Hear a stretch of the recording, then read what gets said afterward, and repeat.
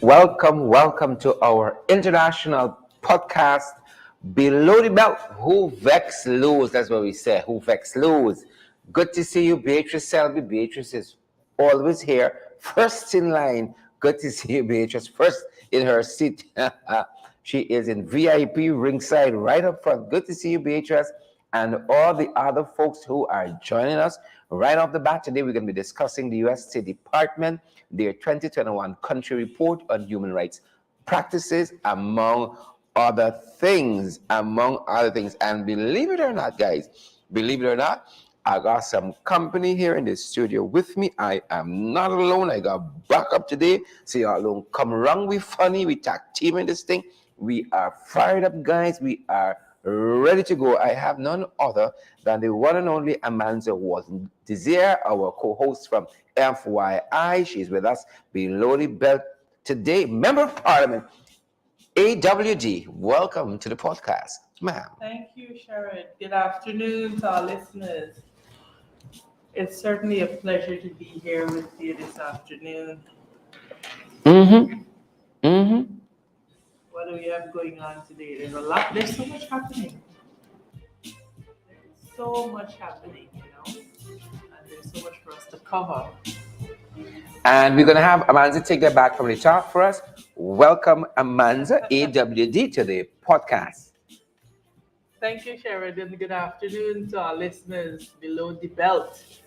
Welcome to our noontime podcast. It's certainly a pleasure for me to be We lunchtime, here. we midday. Yes.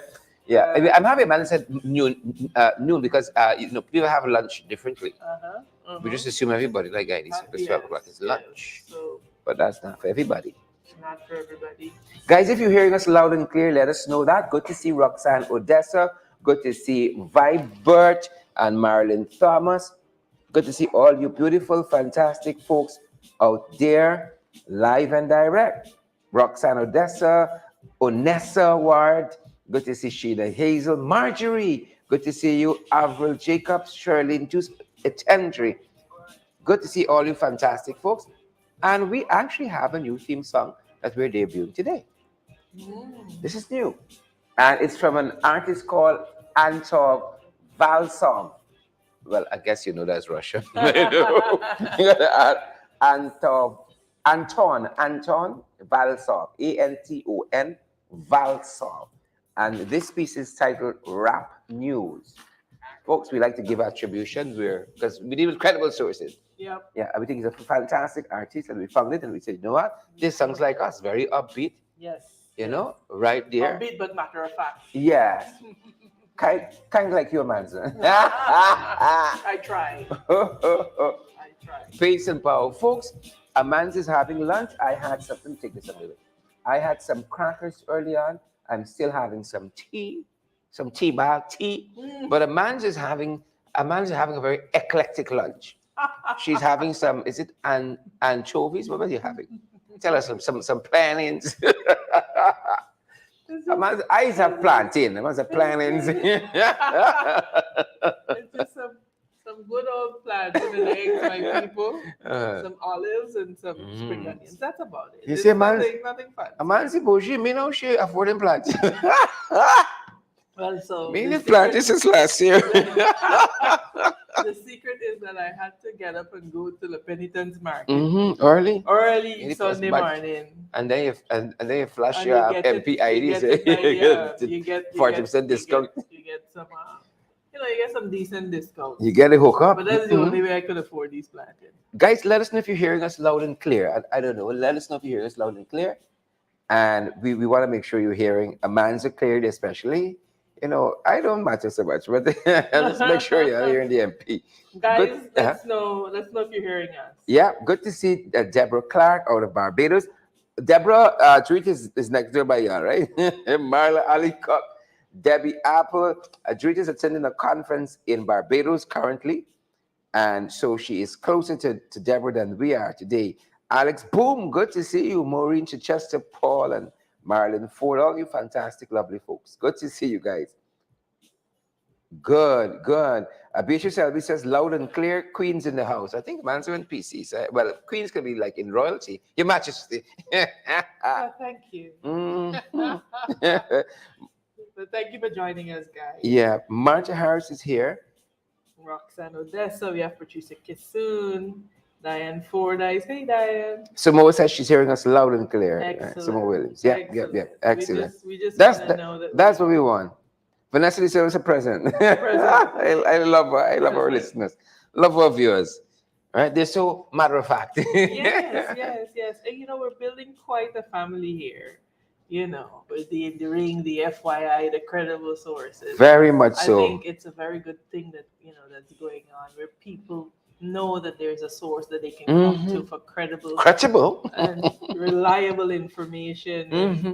so Yeah. Deborah is asking for a contact number for Joretta. Deborah, if Mm-hmm. you go to Joretta's Facebook, you can inbox her there Yeah, and yeah. she'll She be will able fix to that. share She give all you of the those hookup. details with you. I'm sure she'd be happy to see you. Mm-hmm. Desmond Harris says, "Good day. I'm watching from home." Good, good. Shondell says she's tuned in from the west side, Best which is side. the best Best side. side. A lot of things come out to read and tree these days. I don't know. I don't know about that. And they kind of telling it out, telling out the brand. Yeah, yeah, yeah, And the yeah, best yeah. side brand. Yeah, I They're gotta telling do it something out. about that. Sierra Yeah. Bell, good to Yes, see you. yeah, we're seeing you. Yep, yep, yep. Good to have you. Good to We're have you. seeing you. Sandrine Berry says she's listening from Linden. Hey, Oh Sandrine. yes. Yep, yep. We Cherry's maybe telling the asking where mind in Lisa. town. She there, she there. We telling the mind in town. You Telling know, the I mind was in town. outside by Tugville Secondary, Mhm. and a woman came up, one of our was apparently one of our ardent fans, Mhm. Emily Durant, and it's always nice to meet Mhm. our folks in person. And she said, "We there, we there, we there." And once Yes. you know that, once you hear Emily. that, you know. Emily's name is Mhm. always popping up That's on our good. Emily feed. said, "We there, we there." And I'm so I grateful. got some very good feedback on the program this morning. Quite a few people texted Mm-hmm. to say, they thoroughly enjoyed the information. Mm-hmm. And folks, that is what we strive to do here. Because outside of politics and, irrespective of with whom you're politically aligned, we really passionately believe that informed citizens make informed decisions. Mm. And so we seek at Correct is all right. times to bring you credible, Mm-hmm. and valid information so that Mm-hmm. you can make informed decisions about your life and about the future and the direction of this country, because as citizens we have the greatest stake in the direction that Guyana takes. And so we're going to be discussing a couple of issues today that are in the news but directly impact each and every one of our lives. Their security implications, their implications for law and order. And you may wish to say that, this doesn't bother me, this Mm-hmm. doesn't affect me. But the question remains, Mm-hmm. how can you say that? Because as the poet Martin Carter said, all are involved and all will be consumed. And what the COVID pandemic has shown us is that we are more connected than we think. Very much so. Very much so. And really good to see all these folks already joining us. Only because Man's here. By a set of people. Only because Man's here. But we're happy. We can take it however we get it. We're gonna take it however we get it. Good to see each and every one of you. Fitzgullivan, Audrey Ward, Donna Liverpool, good to see you. And I see Claire is here as well. Claire Capel, that is, and Shondell Moses. Good to see Natasha. Hey, Natasha Tash. Singh is here. Natasha, how are you doing? Natasha, you're on the wrong side of this thing, you know. You're on the wrong side of this thing. How you looking at this thing on Huh? the Facebook, Tash? How are you You looking need at to this? be in Stop studio. it. Stop it. Stop this nonsense right now. Right now. Stop this thing right now. We see Andrew Cosworth. He says he's listening. So, guys, Uh-huh. remember to share the live stream. We're gonna get to a certain number, and then of course we're gonna start bringing you the information and the facts Mhm. as we understand them to be. This afternoon we'll be focusing on the 2021 country reports on human rights practices. A lot of very interesting content in there, and we're going to be delving into it today and over the course of the next few days. Listen, my people, Guyana is ours to build. And so everything that affects us, we as citizens Mm-hmm. have to concern ourselves with. And so Mm-hmm. when you see the breakdown of law and order, no one understands that it is something that directly touches and concerns you as citizens, me as a citizen, Sherrod as a citizen, and that it is in our power to demand more, and it is within our power to demand that the government address these issues. So stay tuned with us. We're going to be delving into that 2021 country report on human rights and practices. Like I said, we strive to bring you credible information. If you notice we haven't said something on a matter, it's because we're researching it, because we are determined to bring you the facts. And so I think we have I think we have another guest. Natasha Singh Lewis, MP. Rock and come in. A very good afternoon, ma'am. Oh my God, good afternoon to both Hey, of you. And my name Natasha. You don't be is standing outside the studio and making comments on social media. You find your way inside. now the world knows that I call him love. Yes, you're live on the podcast Below the Belt. Natasha, how are you doing? I am all right. You might know I am in my last lap of my race of Ramadan fasting. Mm-hmm. Mm-hmm. We have a few more days, so these are the days when you intensify all of the good Yes. deeds and hope for the rewards. But I'm here with Yes. you. And please pray for us as well. Continue to pray for us, not pray for us. Continue to pray for us because as we go through the information on a daily basis, it gets worse every time. Yes, yes, indeed. It It gets worse breaks every my time. heart to see how we gaslight victims. Mm-hmm. There's so many things I've been following on social media, Mm-hmm. and just because I've dedicated this 1 month to my spiritual development, Mm-hmm. I restrain myself so much from making statements and comments, but it's too much. Yeah, understand that. I really can't understand, Chard, and allow me. I just came on, not knowing what your topic is today, but allow me to share a little bit on that 14-year-old issue. Go right It ahead. bothers me. It bothers me to the bone that we have female minister of human services, Mm-hmm. and I'm sure whatever the ministry puts out as a statement is approved by the minister. And to allow her staff, or for her, I really don't want to think it's the minister who would put out those statements by instructions. To allow them to gaslight and to victim blame the parent and the child in this situation. It boggles my mind how our national leaders can be so irresponsible. Natasha, not all our listeners might be au fait with exactly what was put out. So give us that bit of context. What was said? All right. So the issue I'm speaking about is the teenager from the East Coast that would have missing a few Yes, Miss days Lal. ago. Simona Brooms and Melly Mel would have gone with the mother on the Tuesday Clinton Highway when they Correct. received information where the child was. Correct. And we saw that live of how that went. In that live, we learned that the police on the East Coast was contacted, actually went to the police station at BV and begged them Mm-hmm. to intervene to ensure that the child comes back home. They go looking for the child. Nothing was done. She reported to the trafficking unit under the Ministry of Social Protection. They did Mm-hmm. absolutely nothing Yeah. until Simona Brooms went live. Then Then everybody we gets. saw them reaching out to the parent. Yeah. This is Priya Beaton is the mother's name, as least that's the Yes. report we have, and the daughter is who went missing is a young Erica Lal. Yes. And so, Sharad, we have to, like Amanda is saying, we have to be concerned and we have to have a say. Mm-hmm. Unless the information out, the government doesn't act because they don't care about the people in the communities.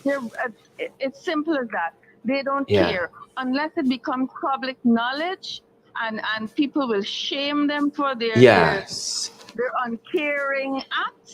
Then they're going to come out, and that's one thing. But to turn the entire situation back on the victim and the victim's mother is a whole different story altogether.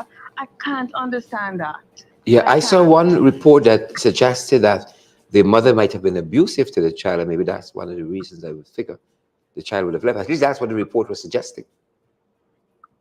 You know. And if you check the media house that report is coming from, it's questionable. Yeah, yeah. It really does point, Natasha and Cheryl, to the need for us to, one, have leaders that possess emotional intelligence. I do not Absolutely. believe that a statement would leave the ministry unless some competent person, whether they be in PR or the minister herself, would have approved it.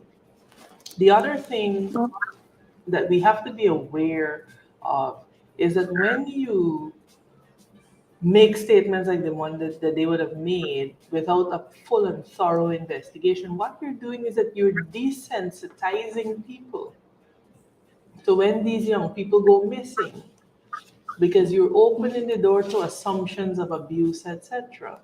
It is very, very important that we understand that there are particular protocols and practices that should inform us dealing with the issue of missing children, of children who have run away from home, Hmm. and of children who are in dangerous circumstances.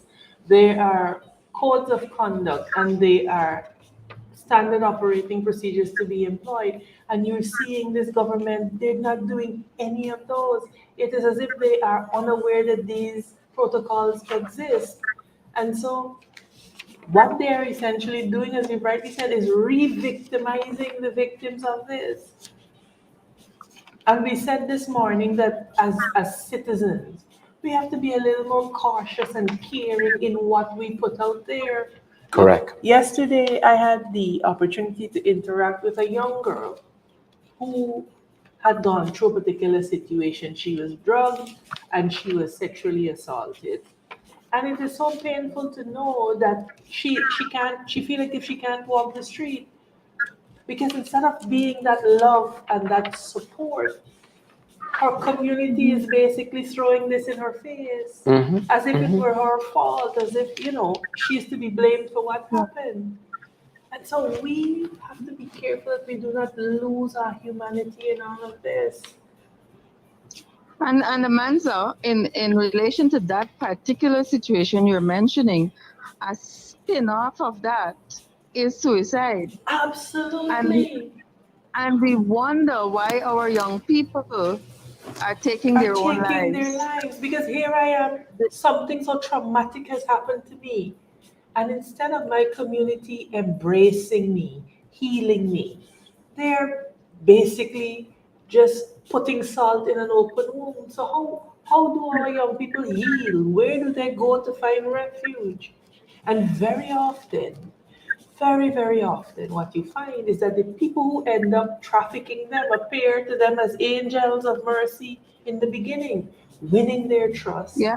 gaining their confidence, and then exploiting them. So we really have a lot of work to do, And MP and the Natasha. question can be asked, where is the psychosocial support that the government is obligated to provide for the citizens, at all levels? At all levels. It is needed much more in the schools and in the community. Yes, and this is the point that I believe you were making during the budget debates, that there seems to be little or no emphasis on mental health. The paltry Yep. sums that they have um, allocated to mental health and to providing that psychosocial support is embarrassing, to say the least. Yeah. And we're seeing that it means that they have not recognized what is happening in society. They have not done any research, so there is no data to tell them what is happening as a result of the pandemic. What is the condition or the state of mind of our people? I know at the opening conference for GTU a few days ago, the president of GTU made a very clear call to the Minister of Education. They need psychosocial support for all of their teachers because of the trauma they would have suffered during the pandemic. And I believe that call has to be a lot louder for all of us to understand what is happening. And I think this is where Priya needs to focus. She needs to focus on providing the support that the teachers need in order to be able to effectively educate the nation. Very often, and I speak about this as the child of a teacher. My mother taught for in excess of 40 years. And a lot of people sometimes, I know that we can be very hard on teachers, but we forget that when they are done with 30 children in a class, many of them still have to go home to deal with three, four, five children of their own, help with homework. And so very often we forget that these teachers are Yeah. human as well. And so the ministry has to be able to step in and provide that psychosocial uh, support that we need. But this is a conversation that we have to keep on the front burner and that we have to keep going because we are in danger of losing an entire generation to depression and to mental maladjustments because we are failing as a society to identify the problems and make early interventions. Correct is right. Correct is right. I know. I'm happy that um, Natasha mentioned the GTU and its president, Mr. Mark Light, because it provides the segue into the other issue we want to touch on as we get into our program. The Chuckville Secondary School this morning had reason to have the teachers not enter the classroom or the students because there's been a persistent problem there where when they touch the building, a particular building that they were being housed in, they were being shocked, literally shocked, as in electrocuted shock, right? And so that has been a persistent problem we're told since last year. And so the teachers took a stand today, even though the principal education officer, the PEO, was instructing them to heading to the building, and for both teachers and students to continue as per normal. There's another issue where they're not getting water to another building that they had assigned to them, um, outside of this other building that is giving them this electroshock therapy. um, and there was also some, well, there wasn't any in terms of uh, potable water, but it was a lot of accumulation of water on the ground. And we're being told this is not a problem with the rain, it's a problem with the in that particular area where students have to traverse. It's usually a norm that water accumulates there, and they were hoping that over the school holidays that would have been rectified along with the potable water issue, and as well the issue with the students and teachers being shocked, literally shocked, if you touch this particular building, aspects of this building. And so that was receiving the attention of the ministry, until when we were coming on airtime. And so you have a combination of water and electricity. I mean, just one of the most lethal combinations that you could possibly Yes. have. And I can't help but wonder, when are we going to have systems in place where you have persons who are functioning in their positions? There has to be somebody who's responsible for that school that Hmm. knows that school is Yeah, reopening today yeah, and would have made checks yesterday to ensure that yeah, everything.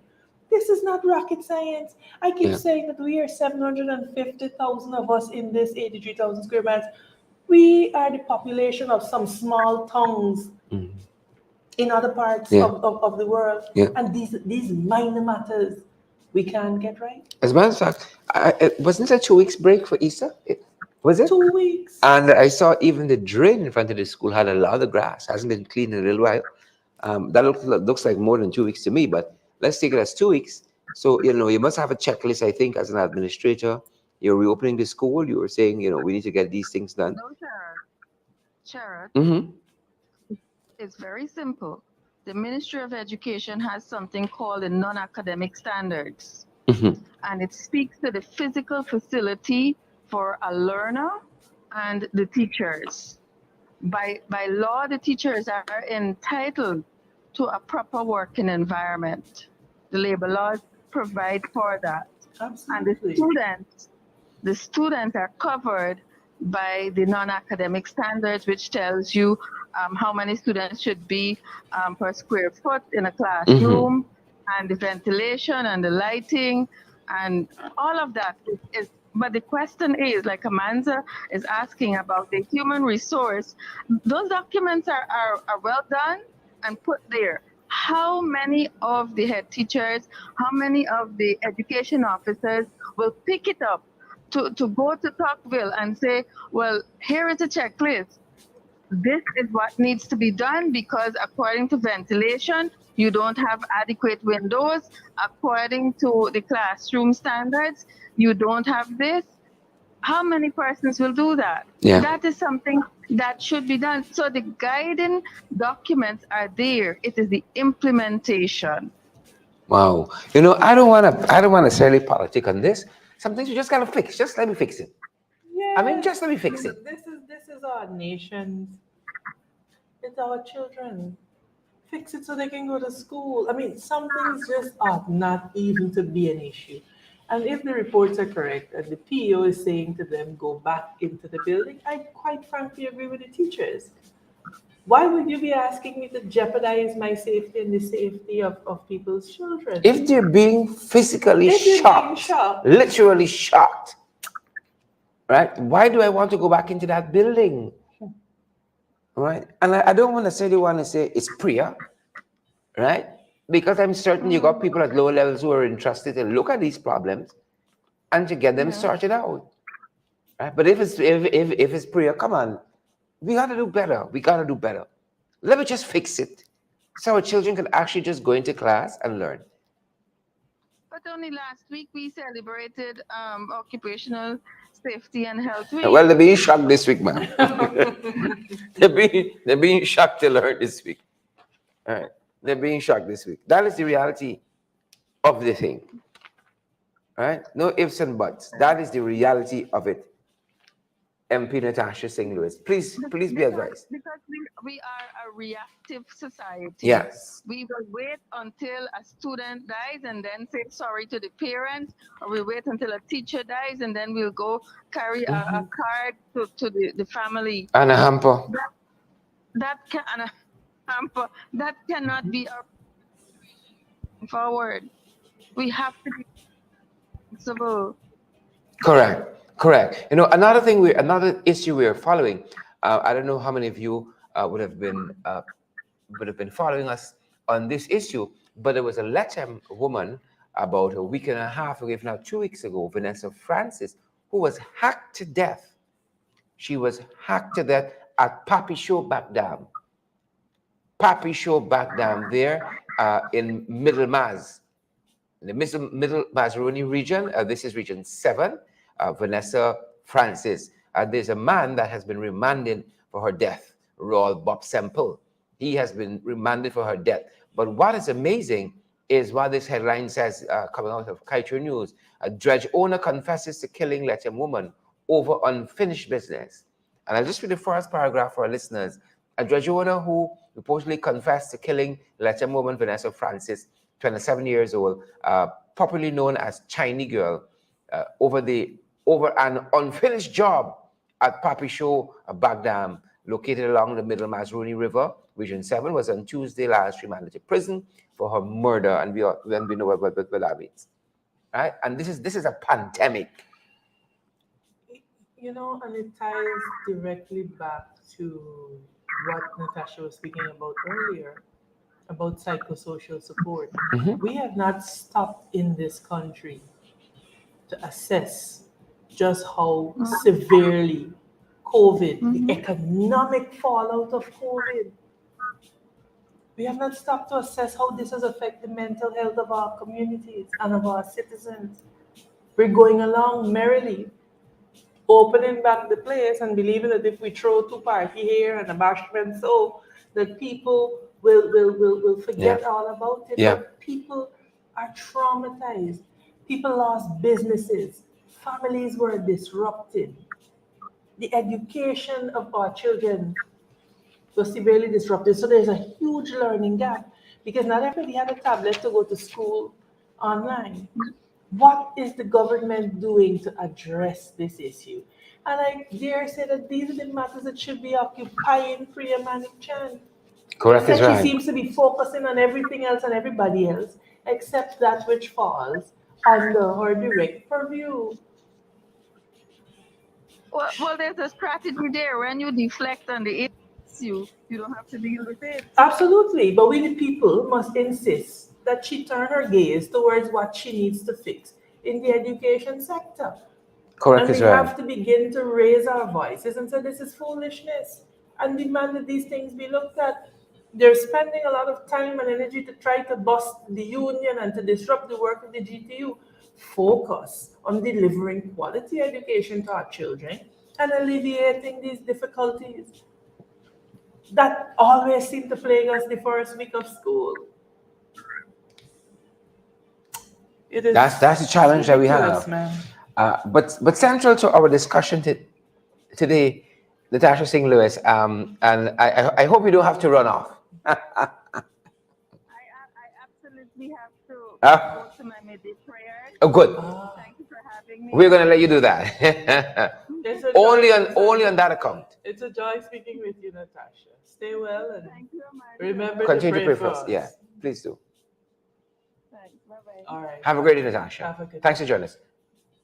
Yep. Thanks, Natasha. So we are talking about the U.S. State Department report, and this is the 2021 country report on human rights practices. That's our discussion today. And first up, in this report, they talked about the 2020 elections. We can't seem to get over that. The 2020 election. And they said, according to international, this is the report, according to international and local observers, it was free and fair. That's the wording of it. According to the international and local observers, it was free and fair.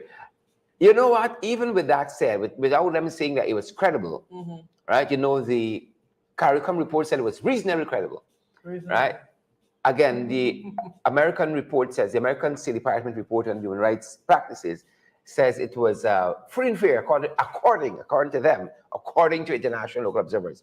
Well, if those are observers like Gali Khan, who was wanted by U.S. authorities and who was, arrested subsequently, this was an observer from the Private Sector Commission, who was an observer in the election, but he was a con from the U.S. government. He was wanted, and soon after, he tried to get back there, and He was taken into custody. immediately.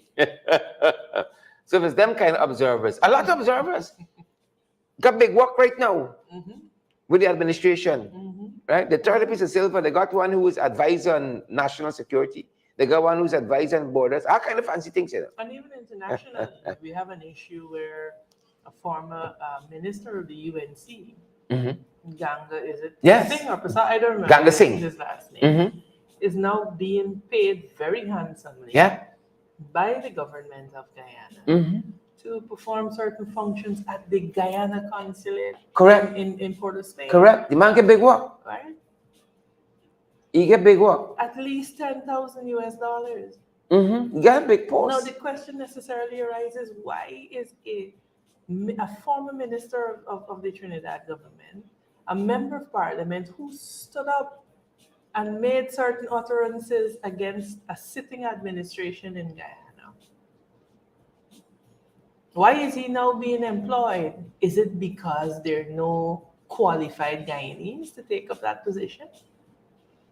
People must be outraged at these things because what you're seeing once again is a practice that traced back to that very injurious statement that Roger Luncheon made. And that is that there were no qualified. He said this under oath, if you recall, when we Yeah. cross-examined by Nigel Hughes, Yeah. that his government was of the view that there were no qualified Afro-Guyanese. Correct. But we haven't even gone to Afro-Guyanese or Indo-Guyanese. Are there no qualified Guyanese, Yeah. period? For this position of Director of Trade, Investment and Agriculture, man. Can you imagine?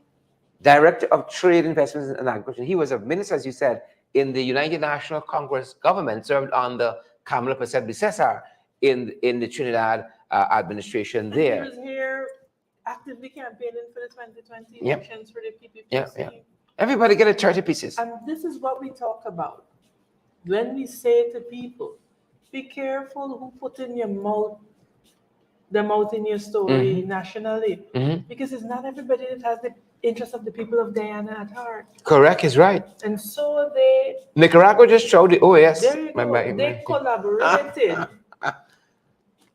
They collaborated in their effort to unseat the AP and UAFC.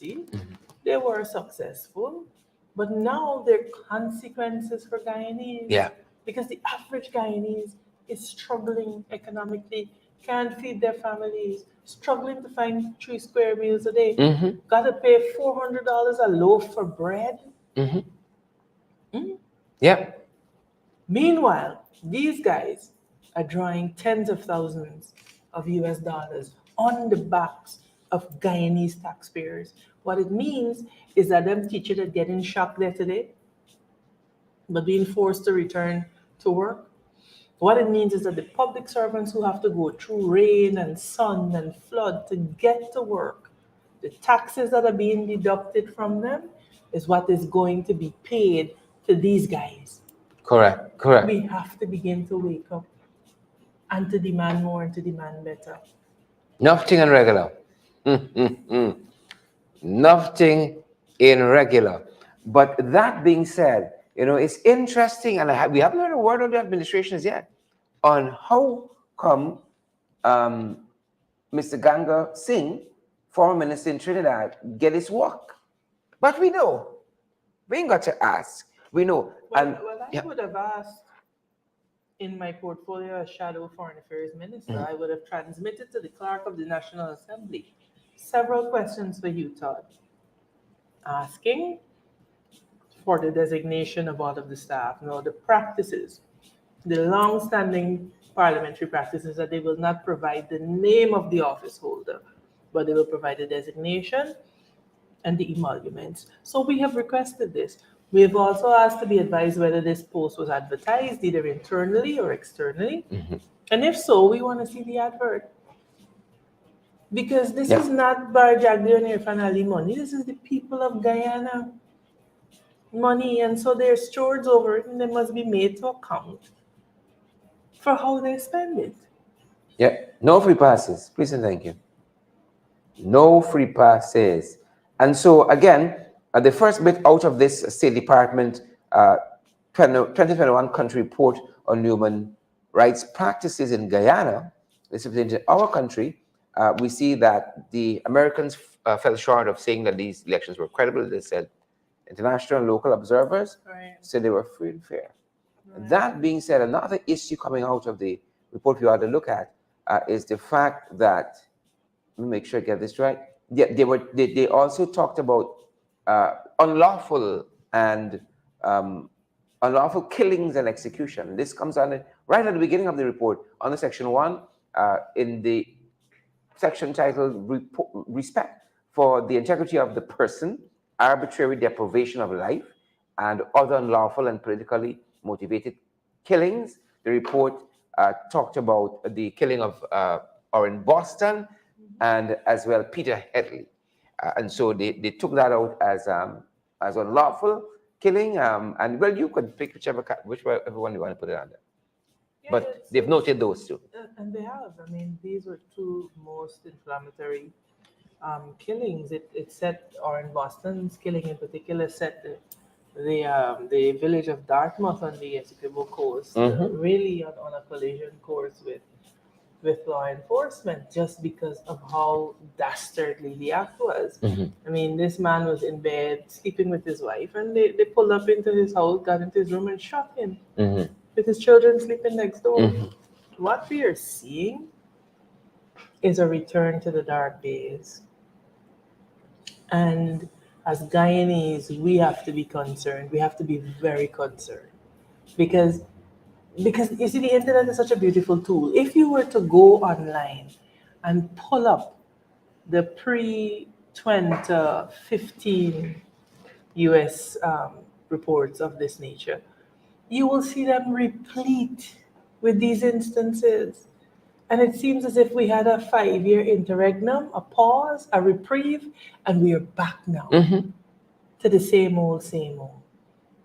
The trouble that you have now is that we have money and we have resources coming into the economy.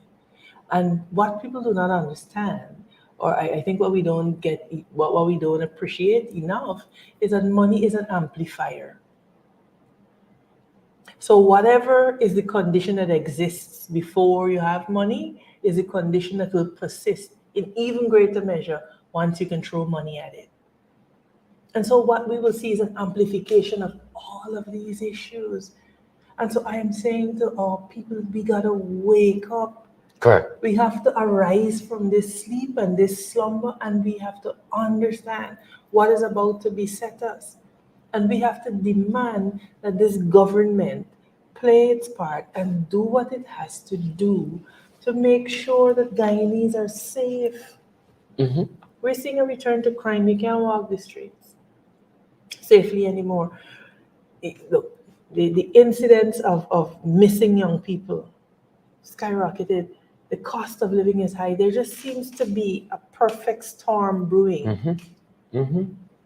And the only people who seem equipped to weather this storm is that top group of friends and cronies that all the contracts are going to. Right? Correct is And right. we keep saying, I hear public servants saying, irrespective of which government is in power, we still got to work. Yes, but one government will recognize your labor and give you increases accordingly. Every year. Right? Every year, the AP and Every UAFC year. gave public servants an increase. And another one will completely ignore you and throw you a 3.5% across the board. And so elections have consequences. Yeah. And yes, you have to work, but the environment in which you work determines whether your work is rewarding or whether you feel as if it's just modern day slavery. And if you talk to most of the public servants, they will tell you that they feel that they're engaged in modern day slavery. And I asked them, I said, what are you doing about it? Because the Emancipation Proclamation was signed. So what are you doing about it? What are you asking your union to do about it? The people must realize that they are not powerless in this regard and they must stop operating like that. Correct. Demand more of your unions. Where is the public service union? What are they doing? I received a text message. I received a text message from somebody in law enforcement, and they were saying to me, MP, I'm reading, salaries of the average public servant is not consistent with the cost of rent, and a lot of tenants are only earning enough to work and to eat. They have little or no financial leverage to develop themselves. The average junior police rank soldier or other public servant on their own, without a child or a family, cannot even keep a $15,000 in savings in their accounts. With inflation, the situation has worsened, and the heads of state are doing a lot of projects and boasting of development, and foreigners are coming here and owning properties and other assets and enjoying the best of all Guyana, while our nationals are stretching their income to eat and to pay bus fare. A lot of Guyanese are suffering in silence, and our human resource and well-being seems to be last priority. Correct is right. This is a message that I received.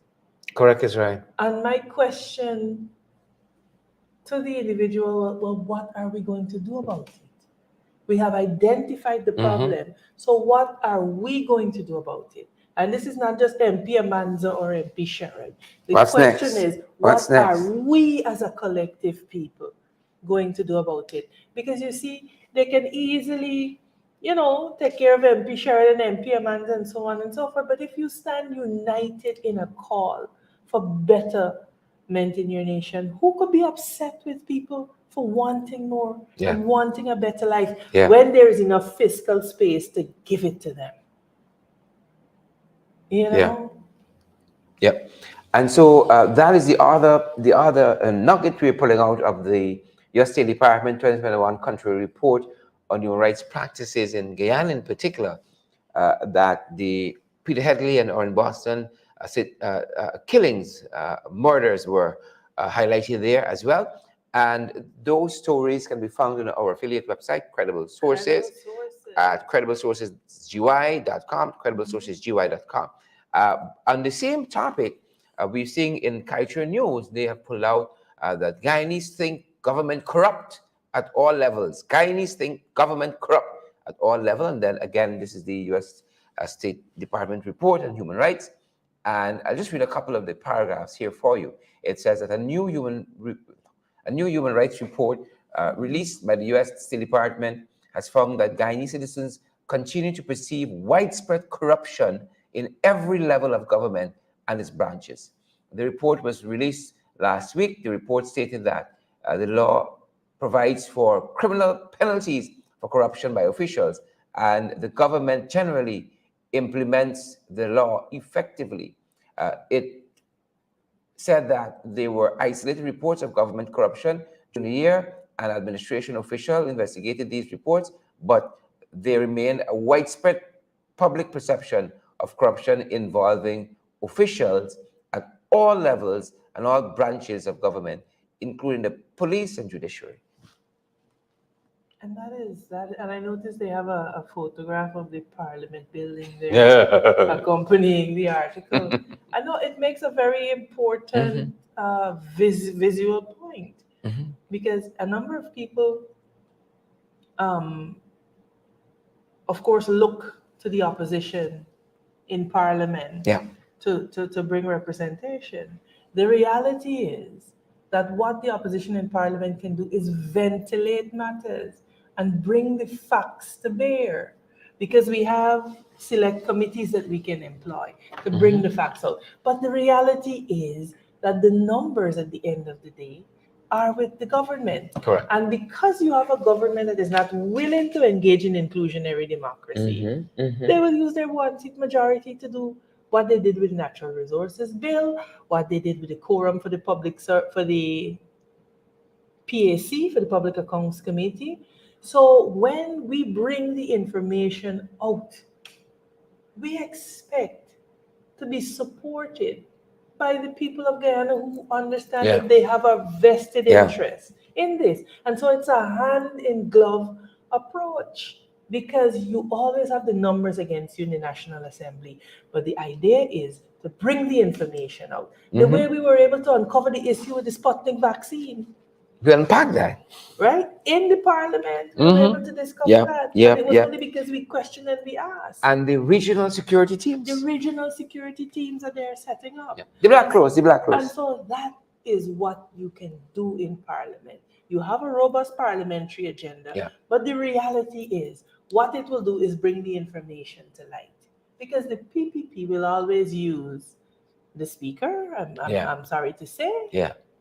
the same speaker that ruled that the flooding was not a topic of urgent public importance or Yeah. COVID-19 wasn't a topic of urgent public Yeah. importance to overrule the opposition. Correct. So it has to be an effort that is across the board.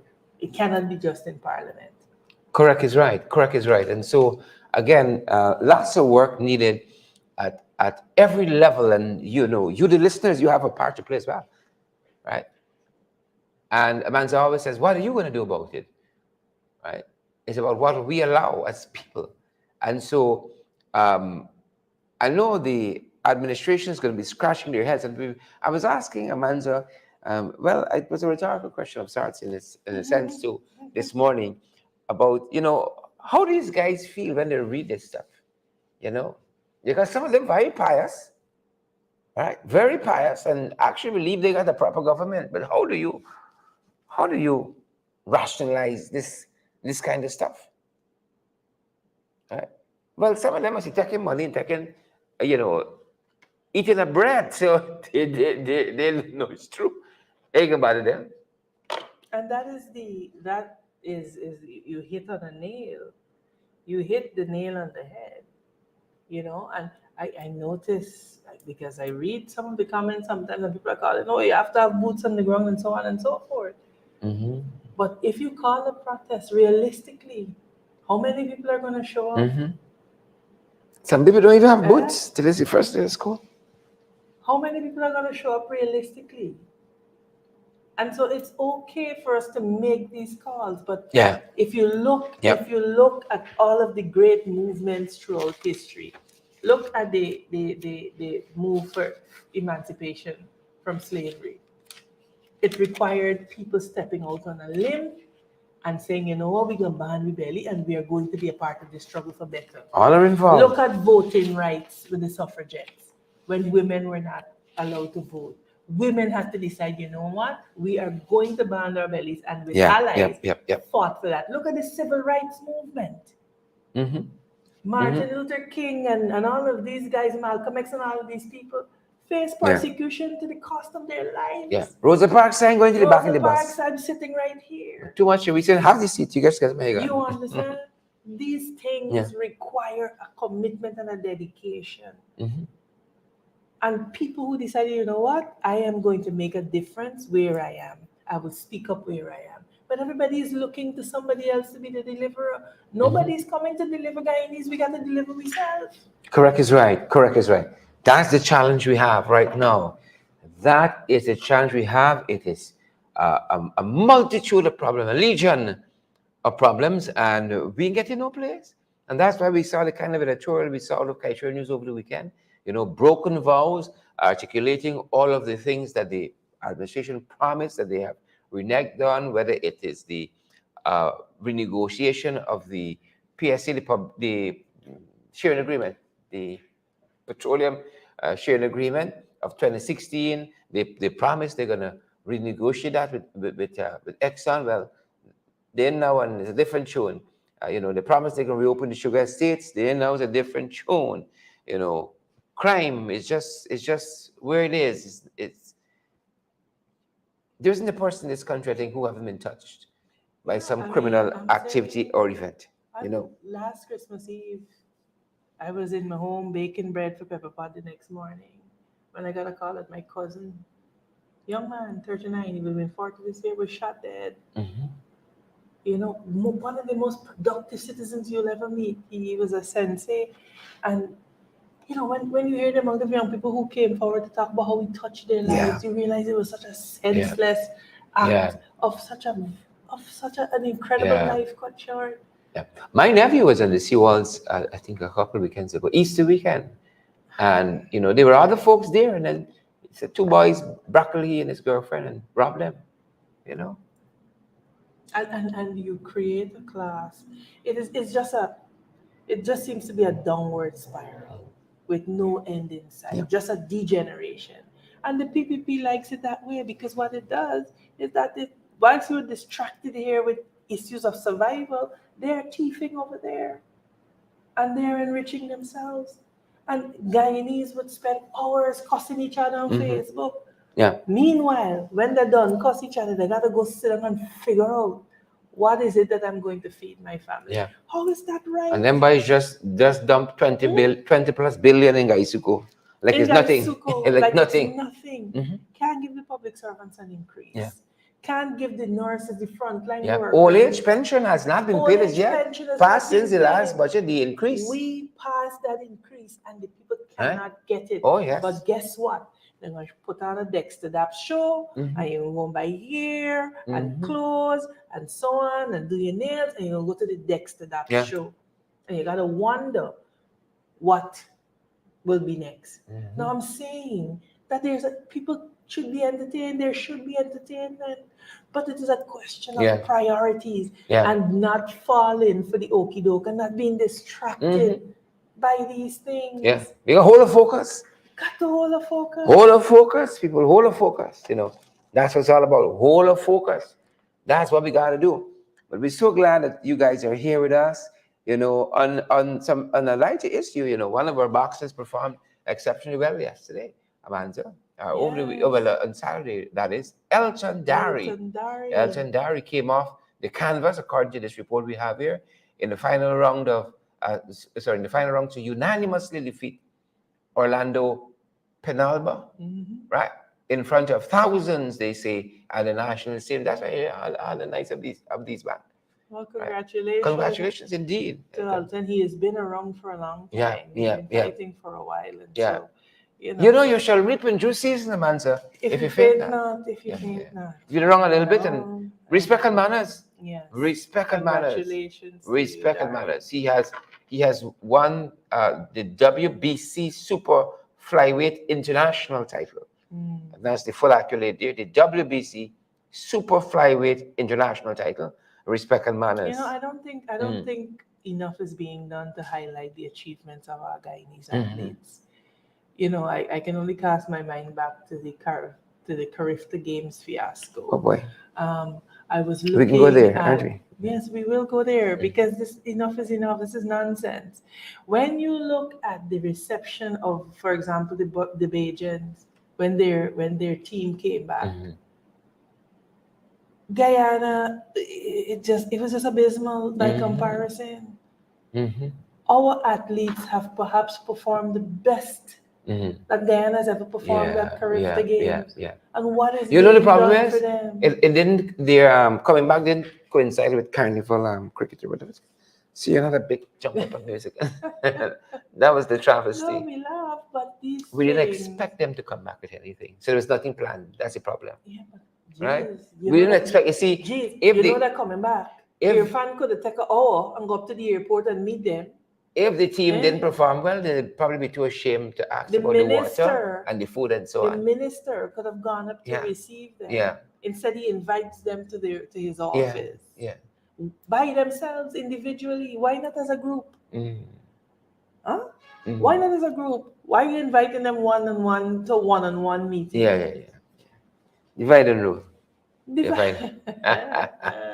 Yep. Wow. Yep. Nothing on regular folks, but we out here. We out here, and we can continue to talk the things. Good to have each and every one of you. Basil, we see you there. Basil Clark and Andre Brownface. What else we got, Amanda? Philomena Fontanelle is on. We have the lane and run. This says there's no NIS increase either. Yeah. You see some names and you got a picture of the people. Philomena Fontanelle. I got a picture and I hope it matches up with this. Mayburn King, we see you, Mayburn and Deborah Clark, Wilfred McCaddy, Selena, good to see you. Fraser. Selena, thanks to the thing. Penelope Hudson. Selena, thanks to the thing. Wow. Thanks to the thing. Look at this. Royal Nubian Queen said my son got stopped for his own iPhone. A part of his lungs collapsed. And the police still have not found them. Yeah. You know when you see police in action? Let it go robbery. Like a big robbery. Yeah, and there's some businessman connected to the government that could jeopardize their jobs. Or a couple of millions get taken, so you can see movements. Sherrod, when you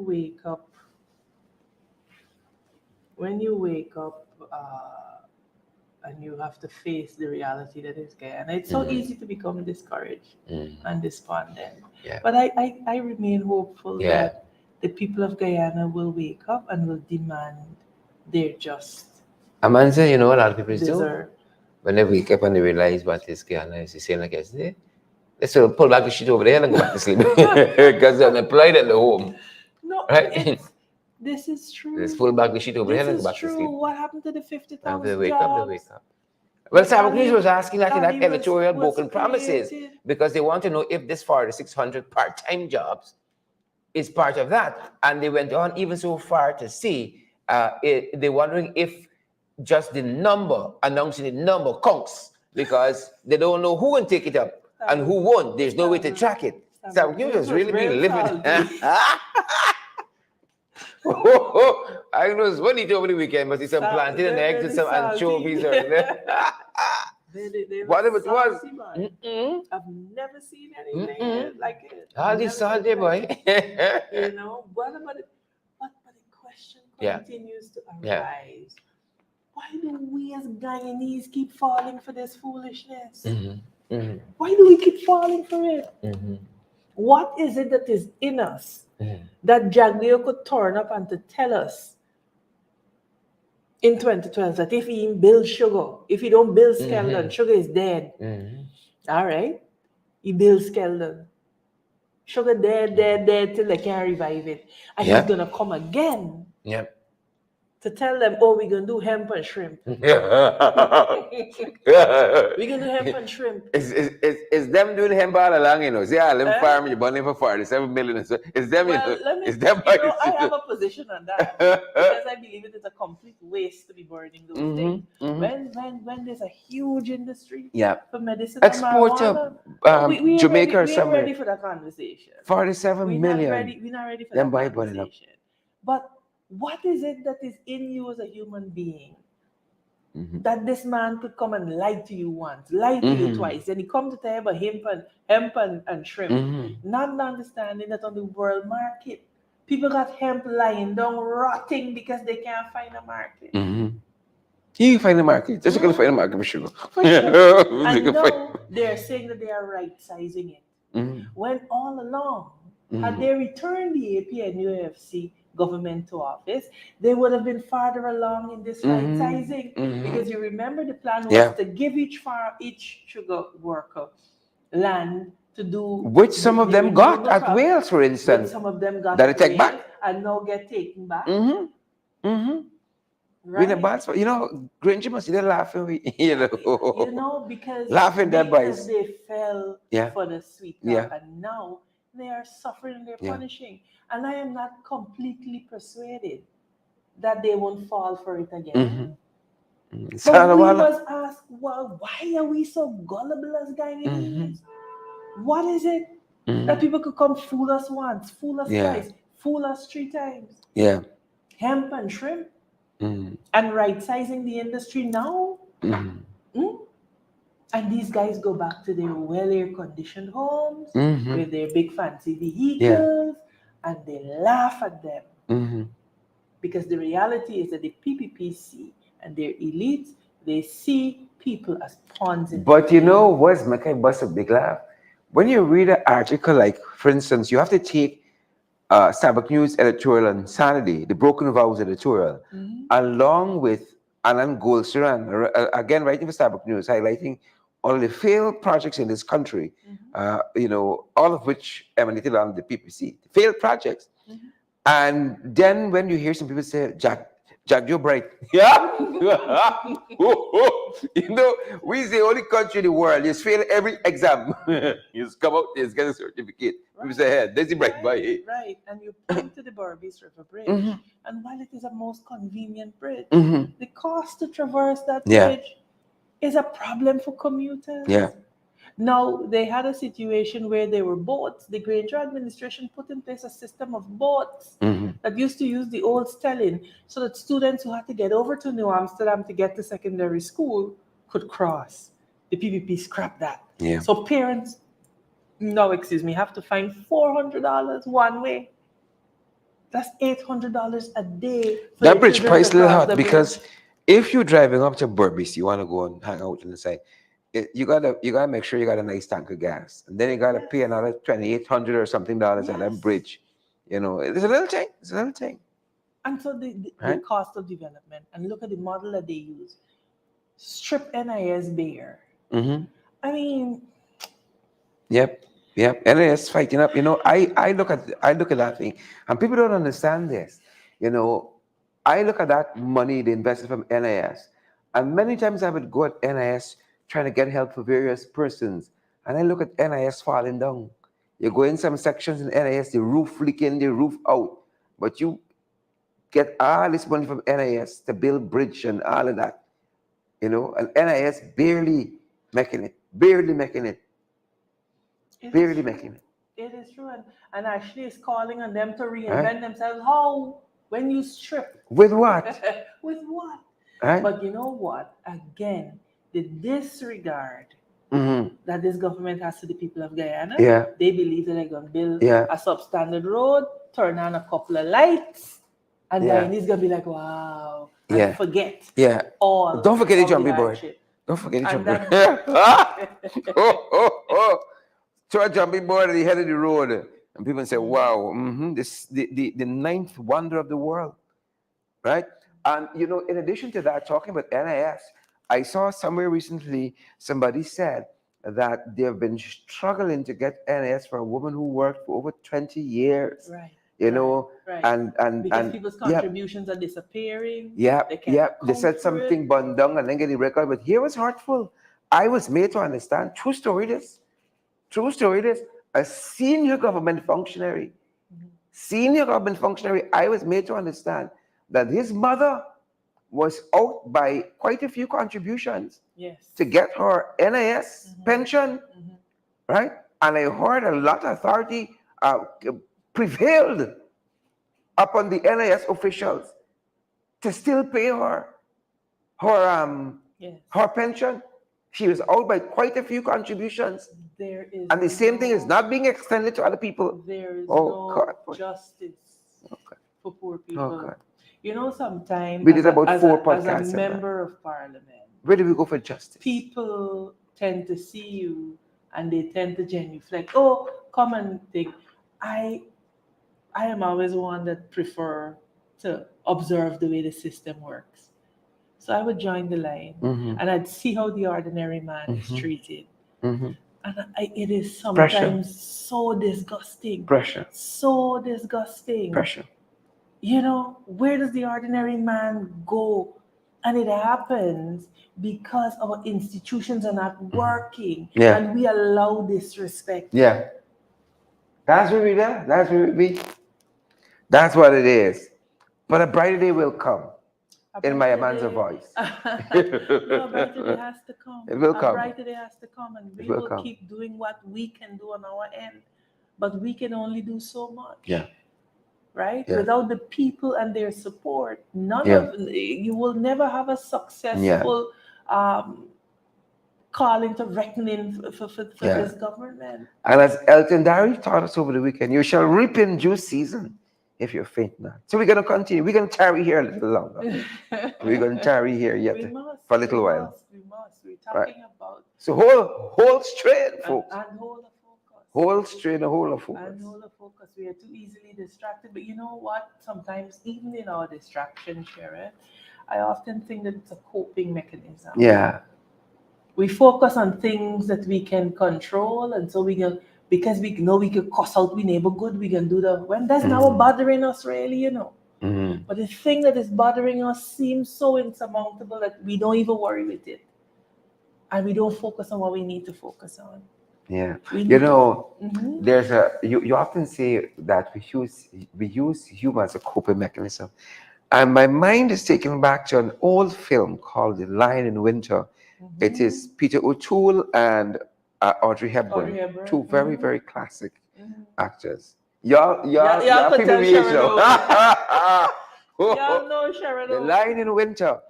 And so there's one point in the movie where something he does to her and she's laughing. And he meant to hurt her by what he said. And he asks, why are you laughing? She said, it's how I registered despair. Yes, absolutely. How I registered despair. And Maya Angelou has a poem, They Wear the Mask. I want everybody who on this live, because you need to have access to a smartphone, go and research on YouTube Maya Angelou's Wear a Mask. Be encouraged.